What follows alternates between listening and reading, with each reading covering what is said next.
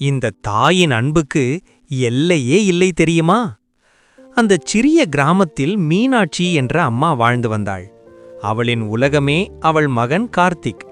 காலை விடியும் முன் எழுந்து வேலைக்குச் சென்று இரவு திரும்பும்போது அவன் படிக்கும் புத்தகங்களை துடைத்து வைப்பாள். தன் பசியை மறந்து அவன் வயிறு நிறைந்ததா என்று மட்டும் கவலைப்படுவாள்.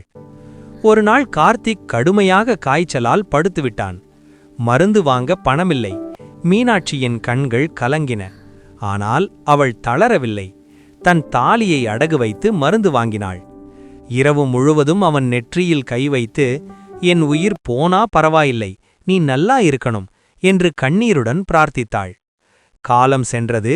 கார்த்திக் பெரிய வேலைக்கு தேர்ந்தெடுக்கப்பட்டான். முதல் சம்பளம் வந்த நாளில் அவன் அம்மாவின் கைகளை பிடித்து சொன்னான், அம்மா, இந்த வாழ்க்கை முழுக்க உங்களுக்குத்தான். மீனாட்சியின் கண்களில் ஆனந்த கண்ணீர் மின்னியது. தாயின் அன்பு, அது எந்த துன்பத்தையும் வெல்லும் சக்தி.